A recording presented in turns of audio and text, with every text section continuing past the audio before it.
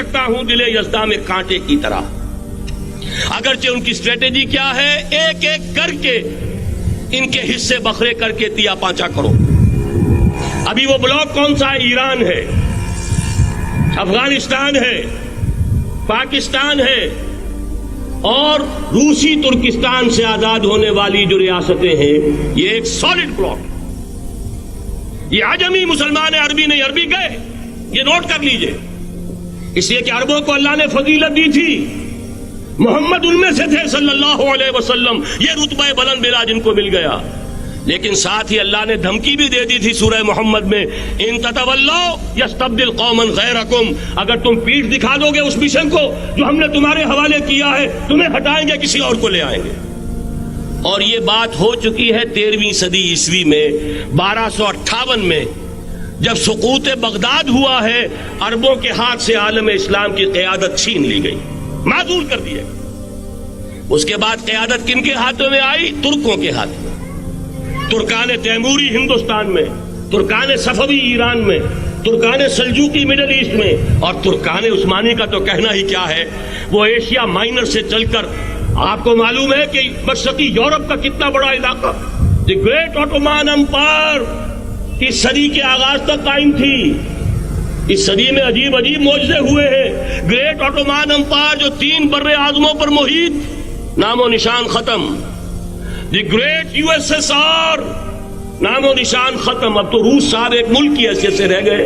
یہ اس صدی میں دو اور وقت نہیں ہے میں اور آپ کو کیا بتاؤں. اس صدی میں تو بڑے بڑے عجیب عجوبے ہوئے ہیں. بڑی بڑی 2 عظیم جنگیں ہو چکی ہیں، تیسری جو ہے سر پر کھڑی ہے، دور نہیں ہے، جس کو حدیث میں کہا گیا ہے الملحمۃ العظمی، تاریخ انسانی کی عظیم ترین جنگ، اور وہی صلیبی جنگ جس کا آغاز بوسنیا سے ہو چکا ہے. بہرحال اس وقت جو میں کہہ رہا تھا، ورنہ میرے پاس تو یعنی یہ کہ درد دل کہنے کے لیے وقت نہیں ہے، مجھے اپنی بات کو محدود کرنا پڑ رہا ہے. لیکن میں اب آ رہا ہوں اصل موضوع کی طرف، کہ ایک امکان تو یہ ہے کہ اس بلاک میں اسلام کا احیاء ہو، اور اس کے لیے کچھ نویدیں بھی موجود ہیں احادیث نبویہ میں. وہ تو آپ نے سنا ہوگا اقبال کا شعر، میرے عرب کو آئی ٹھنڈی ہوا جہاں سے، میرا وطن وہی ہے، میرا وطن وہی ہے. حدیث میں آتا ہے یخرج ناس من المشرق یوطئون للمہدی، یعنی سلطان ہی، مشرق سے فوجیں نکلیں گی کہ جو کہ مہدی کی حکومت قائم کریں گی، اور یہ ہوں گے حضرت فاطمہ کی نسل ہی سے رضی اللہ تعالی عنہا. لیکن عالم عرب کے اندر پھر ایک طاقت بن کر ابھریں گے، باطل کی قوتوں کے خلاف جہاد کریں گے. لیکن ان کو مدد آئے گی 2 طرف سے، ایک زمینی مدد آئے گی مشرق سے، ایک آسمانی مدد آئے گی. عیسیٰ ابن مریم کا نزول، حضرت مسیح علیہ الصلوۃ والسلام جو زندہ آسمان پر اٹھائے گئے تھے، نازل ہوں گے. اور در حقیقت ان 2 مددوں کے نتیجے میں پھر یہود کا قلع قمع ہوگا، اور یہی گریٹر اسرائیل ان کا گریٹر گریو یارڈ بن کر رہے گا، عظیم تر قبرستان بن کر رہے گا. اس کی بڑی واضح حدیثیں موجود ہیں، اس کی بڑی تفصیلی خبریں موجود ہیں. یہ احادیث کی کتب کے اندر بدقسمتی سے ہماری اس کی طرف توجہ نہیں. ایک تو یہ ہو سکتا ہے. اسی طریقے سے ایک اور حدیث ہے، یخرج من خراسان رایات سود، اور یہ مسلم شریف کی روایت ہے، نوٹ کیجئے گا، نہیں ترمذی شریف کی روایت ہے. یخرج من خراسان رایات سود لا يردها شيء حتى تنصب بإيلیا. اور خراسان حضور کے زمانے میں آج کے افغانستان کا نام تھا. جتنا خون یہاں پر خلوص کے ساتھ دیا گیا ہے اس کی مقدار بھی کم نہیں ہے. یہاں سے خیر برآمد ہوگا.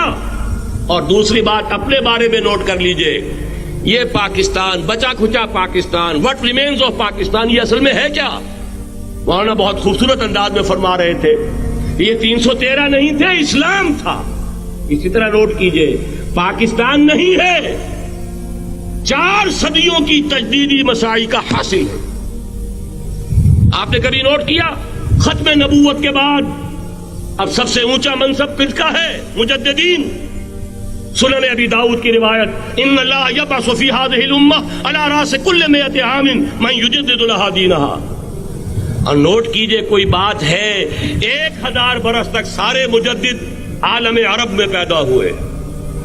جیسے ہی دوسرا 1000 سال شروع ہوا، الف ثانی کا مجدد اعظم شیخ احمد سرہندی کہاں تھا؟ صنم خانہ ہند میں حاضر ہوا میں شیخ مجدد کی لحد پر، وہ خاک کے ہے زیر فلک مطلع انوار، گردن نہ جھکی جس کی جہانگیر کے آگے، جس کے نفس قلم سے ہے گرمی احرار۔ وہ پھر 12ویں صدی کا مجدد اعظم امام الہند شاہ ولی اللہ دہلوی، 13ویں صدی کا مجدد اعظم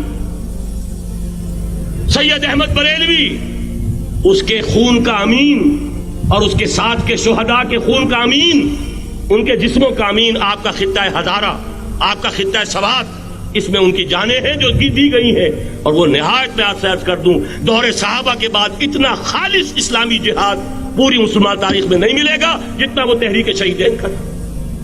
14ویں صدی ہجری میں شیخ الہند جیسا مجاہد اعظم کہ انگریز نے گرفتار کر کے قید بھی کیا ہے، تو کہاں؟ ہندوستان میں نہیں، کہاں؟ جزیرہ سائرس، کیا نام تھا؟ مالٹا، جزیرہ مالٹا بحر روم میں۔ اقبال کے نفس سے ہے لالے کی آگ تیز، ایسے غزل سرا کو چمن سے نکال دو۔ کہیں ہندوستان کی کسی جیل میں ہوا تو شاید اس کے نفس کی گرمی ہی سے کوئی حرارت پیدا ہو جائے۔ اور اسی صدی میں 14ویں صدی ہجری میں اقبال جیسا مفکر، اسی 14ویں صدی ہجری میں مودودی جیسا مصنف، اسی 14ویں صدی ہجری میں مولانا الیاس جیسا مبلغ رحمہم اللہ، عظیم شخصیتیں آج پورے عالم اسلام میں آپ کو تبلیغی دوست ملیں گے۔ یہ کہاں سے شروع ہوئی تحریک؟ دہلی کی ایک چھوٹی سی مسجد سے، وہ مسجد بنگلے والی اب تو بڑی عالیشان ہو گئی ہے، جب وہاں شروع ہوا تھا کام بڑی چھوٹی سی مسجد۔ یہ سارے کام یہاں کیوں ہوئے؟ پورا عالم اسلام آزاد ہوا، کہیں نعرہ اسلام کا نہیں لگا، کہیں عرب قومیت پر، کہیں کسی اور عصبیت پر تحریکیں چلی ہیں، صرف تحریک پاکستان تھی کہ پاکستان کا مطلب کیا؟ لا الہ الا اللہ۔ کوئی سبب ہے کہ یہاں قرارداد مقاصد پاس ہوئی، حاکمیت اللہ کی ہے، کہ اکبر نام لیتا ہے خدا کا اس زمانے میں۔